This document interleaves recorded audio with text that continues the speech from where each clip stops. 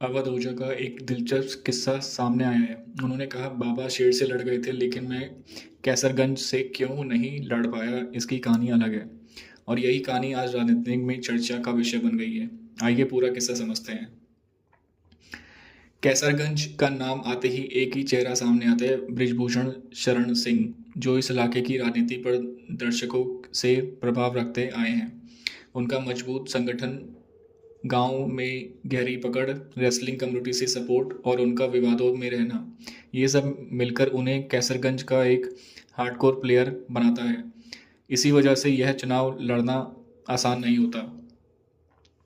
ओझा ने इंटरव्यू में कहा, मेरे बाबा शेर से लड़ गए थे, डर नाम की चीज़ नहीं थी। लेकिन कैसरगंज की लड़ाई सिर्फ हिम्मत से नहीं, इमोशंस और रिश्तों की भी थी। मामला मतलब सिर्फ पॉलिटिकल नहीं था, कुछ पर्सनल और इमोशनल एंगल भी थे। उन्होंने ये भी कहा कि कैसरगंज के हालात इतने सिंपल नहीं थे।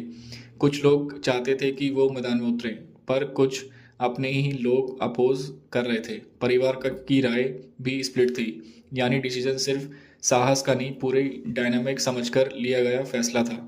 असली कारण क्यों नहीं लड़े? ओझा ने तीन प्रमुख मुख्य कारण बताए। स्थानीय इक्वेशन उनके पक्ष में नहीं थी। Bringing a big outsider against Brijbhushan, गांव में भारी पोलराइजेशन हो सकता था। ओझा ये नहीं चाहते थे। परिवार की चिंता, उन्होंने कहा कि परिवार के कुछ सदस्यों ने साफ कहा, आपका काम शिक्षा है, लड़ाई आपको उसी मैदान में लड़नी चाहिए।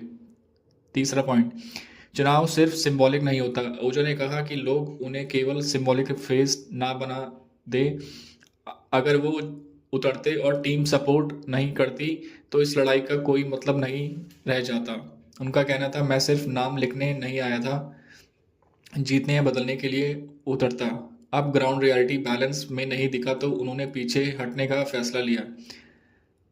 फिर शेर में लड़ जाने वाली बात क्यों वही? ओझा का मतलब था कि हमारे खून में डर नहीं, पर लड़ाई वहीं लड़नी चाहिए जहां आपके पास काम करने का पूरा मौका हो। यानी वो ये साफ बताना चाहते हैं कि उनकी ना लड़ने की वजह डर नहीं, बल्कि पॉलिटिकल कैलकुलेशन प्लस पारिवारिक सम्मान प्लस ग्राउंड इक्वेशन थी।